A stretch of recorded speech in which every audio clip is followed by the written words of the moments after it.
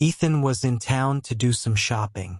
While wandering the streets, he was drawn to a restaurant called Silence of the Forest. The restaurant's exterior was a stunning fusion of modern and rustic design elements. Tall wooden pillars and huge windows let in an abundance of natural light. The door was adorned with detailed carvings of forest animals and foliage. The interior was a welcoming environment, with hand-carved wooden panels depicting landscapes. The chairs had plush, earth-toned cushions, while the tables were made of polished wood. The overall impression it created was one of natural splendor. Soft jazz music discreetly complemented the relaxing atmosphere. The menu paid homage to local cuisine with a modern twist, offering dishes like salmon fillets on a bed of wild greens and pork ribs glazed with local maple syrup. Ethan chose a window seat, which offered an invigorating view of the historic street.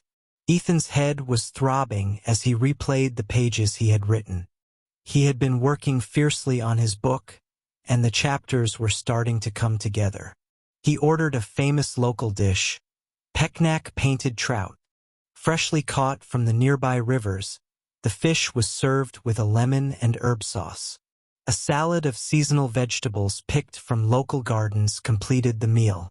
After enjoying his food, he finished the meal with a glass of red wine from a local winery known for its rich, balanced notes. Ethan made it a habit to go to this restaurant for lunch. Every few days, he would also go in the evening when he was in the mood for a drink. He noticed that, after a while, the same waitress served him, a young woman who was always attentive, making sure he had everything he needed. One evening, after having a few too many glasses of whiskey, Ethan lingered in the restaurant even after closing time. The waitress approached his table. "Is there anything else I can get for you? I hope you're not kicking me out because I'm not a troublemaker," Ethan said, his voice slow. "Not at all. Could I ask you a question, if you don't mind?" "Go ahead. I hope I know the answer. I recently read a romance novel. I kept looking at the author's picture on the cover, and I think you're Ethan Parker." "Well, you got me. That's my name." The waitress's eyes widened. "I asked because I'd love an autograph, if possible. I have the book right here." "With pleasure. Who should I make it out to?" Ethan asked. "Sandra Hamilton," she said, her cheeks flushing with excitement. Ethan wrote a dedication. "Here you go, Sandra. I hope you like it." Sandra read the dedication, her eyes shining. "How lovely. Thank you so much. I'm sorry, but I'm a little starstruck." "You don't have to apologize. When you have a break, you should come over and we can talk. I've already closed up the restaurant. Can I sit down?" Ethan gestured to a chair, inviting Sandra to sit. "Do you like to read?" Ethan asked. "Yes, it's my passion. I dream of writing something myself someday." Her excitement reminded Ethan of his beginnings. "How did you start writing? Was it hard to get your first book published?" Sandra asked.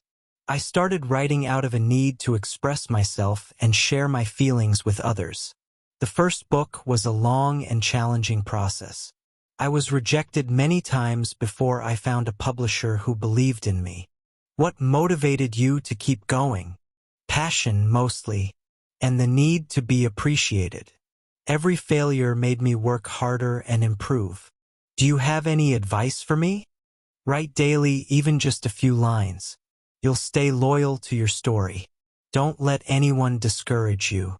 Any failure is a normal part of the process. Writing, daily life, meeting new people, and traveling to new places are all sources of inspiration. The inspiration for a narrative can sometimes come from a simple conversation." "I'd love to read more of your work. Are there any books you can recommend?" "Let's start with Shadows of the Past. It's my favorite. Next time I'll bring it for you. But I should probably head home now. Would you mind if I drove you?" "I don't think it's a good idea for you to drive right now," Sandra suggested, concern etched on her face. Ethan smiled. No need. I live nearby. Goodbye, Sandra. Thanks for all the advice, Ethan. I'm glad I could help. And don't forget, I'm here if you need anything else. Thank you.